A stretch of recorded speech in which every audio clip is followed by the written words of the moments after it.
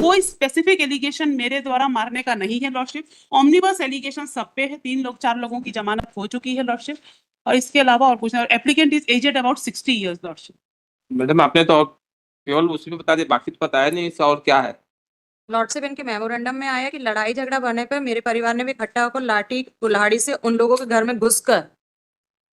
इसका रोल क्या है वो बताइए ना। आपने तो ब्लड फैसल बता दिया, ये बता दिया, रोल तो आपने कुछ समझ नहीं आया क्या है। खरीदवा लट के उसमें नहीं आ सकता क्या मैडम? अब लट्ठे वालों की तो हो गई सर बेल। नहीं, लट्ठे आपको वालों आप बताइए, आप खरीदवा और लट में क्या अंतर है? Lordship, this is third application on behalf of the applicant. Earlier 2 applications were withdrawn. My last application was withdrawn on 3/12/2024. Page number madam बता जी दीजिए। लॉर्डशिप, पेज नंबर है 14। Page number 14। मैं read the prosecution statement. ये last जो है आपका 3 दिसंबर 3 दिसंबर 2024।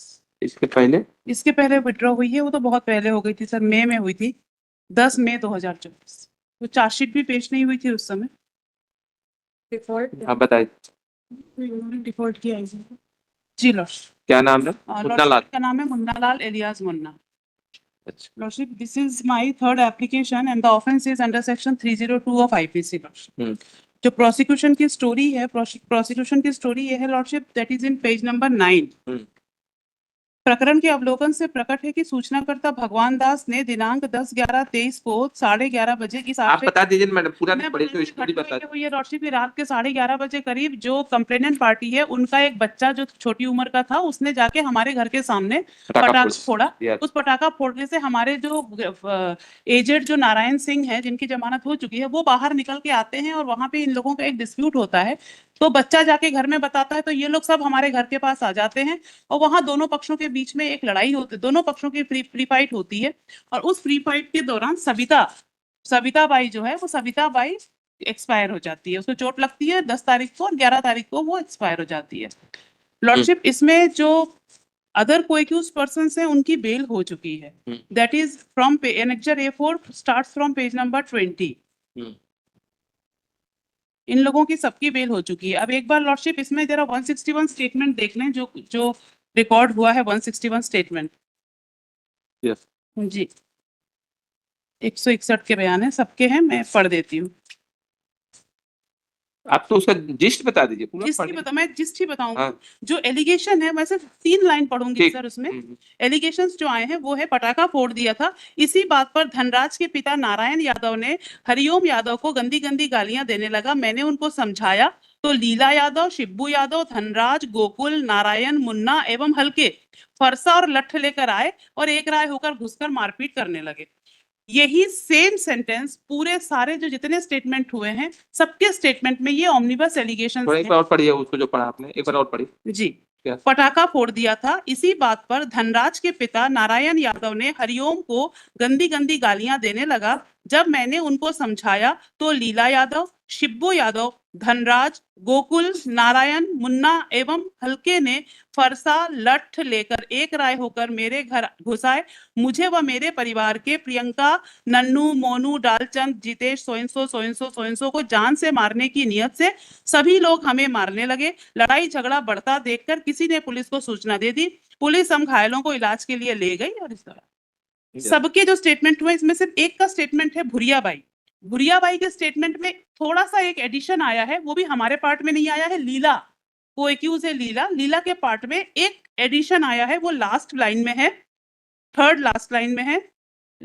Bhuria by, लीला ने कुल्हाड़ी की मुंदी तरफ से मुझे मारा, उसने भुरिया बाई को मारा। ये एक स्पेसिफिक एलिगेशन अगर सारे 161 के स्टेटमेंट देखेंगे तो सिर्फ एक व्यक्ति को मारने का स्पेसिफिक एलिगेशन है लॉर्डशिप, लीला ने कुल्हाड़ी से भुरिया बाई को मारा। इसके अलावा जितने भी स्टेटमेंट आए हैं उसमें सिर्फ सारे स्टेटमेंट में एक सही आया है कि लठ और फरसा लेके आए और लठ और फरसा लेके आके हमको मारा। अब लॉर्डशिप जरा सीजर मेमो पे आपका ध्यान आकर्षित करना चाहेंगे लॉर्डशिप। सीजर मेमो देख लें एक बार। हमसे जो सीजर होता है लॉर्डशिप, वो मुन्ना लाल से सीजर होता है 22/11/2023 को। 22/11/2023 को मुन्ना लाल से खरेड़ुआ जब्त करते हैं, लकड़ी की खरेड़ुआ। और खरेड़ुआ जैसे किसी आर्टिकल से मारने का एलिगेशन पूरे 161 के किसी के बयान में नहीं है लॉर्डशिप। खरेड़ुआ के इस्तेमाल का कहीं किसी ने नहीं बोला है। कोई स्पेसिफिक एलिगेशन मेरे द्वारा मारने का नहीं है लॉर्डशिप। ऑमनिबस एलिगेशन सब पे है। 4 लोगों की जमानत हो चुकी है लॉर्डशिप, और इसके अलावा और कुछ नहीं। Applicant is aged about 60 years lordship, और he is in custody since 22/11/2023 lordship. आप बताइए। लॉर्डशिप एफएसएल रिपोर्ट में आया है कि जो इनसे जब्ती पाई गई उसमें खून धब्बे पाए गए हैं, मानव रक्त पाया गया है। ये लकड़ी का खरेटी जे एंड ये THIS2J पर मानव रक्त है।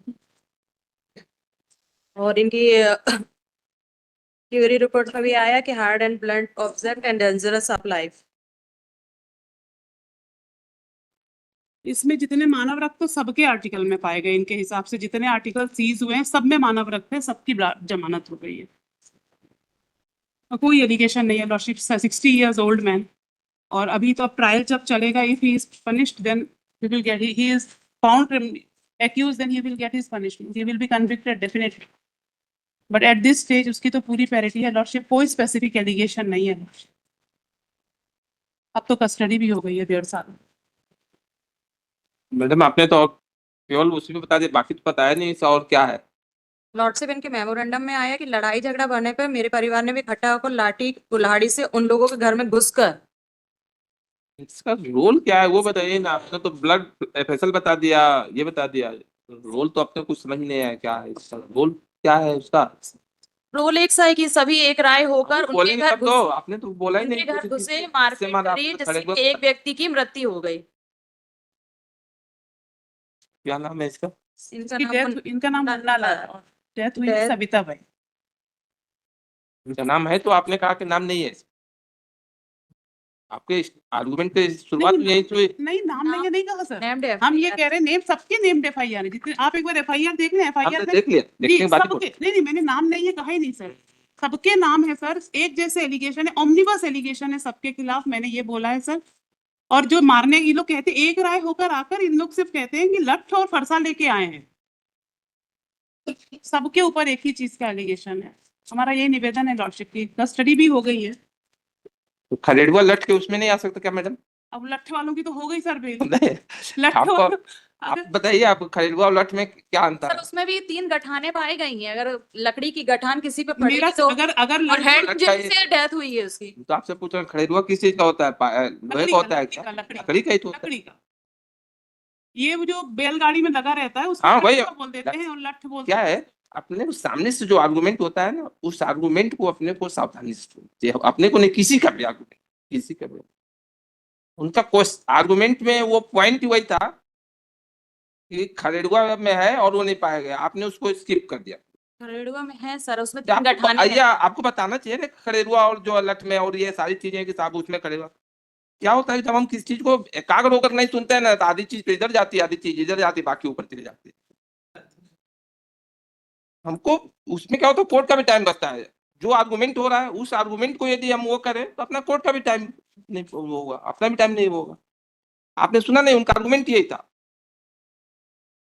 कि सब खरेड़ुआ है, खरेड़ुआ का इस्तेमाल ही नहीं हुआ, इसीलिए हमको बुला करके देखना पड़ा। उसमें लठ शब्द का यूज हुआ था, लठ हो लठ खरे की फरसा, लठ। और लठ वालों की सबकी बेल हो गई, लठ वालों की सबकी बेल हो गई, लठ से जितने लोग लठ लिए थे उन सबकी बेल हो गई। मैडम उन लोगों के बेल होने के बाद ही इसका विड्रा हुआ। एक्चुअली क्या है यदि लॉर्डशिप, पैरिटी रहता तो विड्रा नहीं होता। इसमें क्या है लॉर्डशिप, हमने पैरिटी पे आर्गुमेंट नहीं किया था, हमने आर्गुमेंट ही यही किया था कि खड़ेरुआ का जो किया तो सब होगा मैडम।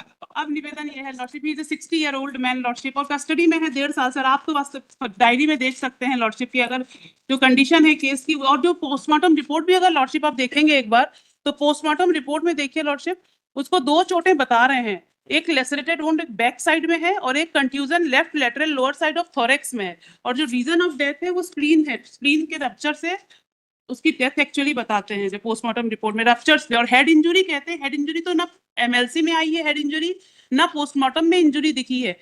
अगर एक बार पोस्टमार्टम रिपोर्ट देखिए, पोस्टमार्टम रिपोर्ट के पैरा नंबर शव प्रतिवेदन में देखिए लॉर्डशिप, पैरा नंबर 1 में जो है नेक्स्ट पेज में 2 इंजरी बताते हैं, एक lacerated bone year, left ear में जिसमें ब्लीडिंग बताते हैं, और एक चेस्ट थोरेक्स में बताते हैं, और डेथ होती है इसमें बोलते हैं प्लीहा रप्चर्ड स्प्लीन है, और डेथ जो है उसको हेड इंजरी बोल रहे हैं, हेड इंजरी जबकि है ही नहीं, उसकी हेड इंजरी ना एमएलसी में आई है, ना जो कॉलम बना होता है हेड इंजरी का, खोपड़ी कपाल केशरु का जो है वो कॉलम जो बना है उसमें भी कोई चोट नहीं है लॉर्डशिप। वो रप्चर्ड स्प्लीन से डेथ हुई और कोई स्पेसिफिक एलिगेशन नहीं है, सबके ऊपर एक जैसा आरोप लगाया है लॉर्डशिप। चलिए देख लेंगे मैडम, ये बताइए जो हम डायरी देखेंगे, ये जो जी नहीं हो तो मेरिट पे ऑर्डर चाहेंगे कि विड्रा चाहेंगे? सर, मेरिट पे तो नहीं चाहेंगे, इसमें लॉर्डशिप हमारा देख- यही निवेदन है कि एक बार देख हाँ डायरी लीजिए। देखें, it is submitted by London council the applicant is innocent. There is omnibus allegation against all the present applicant and other co-accused person. Other co-accused person has been allowed on bail. Case अब parity का तो आपका ground नहीं है? Parity का हमने initially नहीं बोला है। नहीं, he is under custody in such and such. ठीक बाकी 161 में सब में ऑमनिबस ठीक। एलिगेशन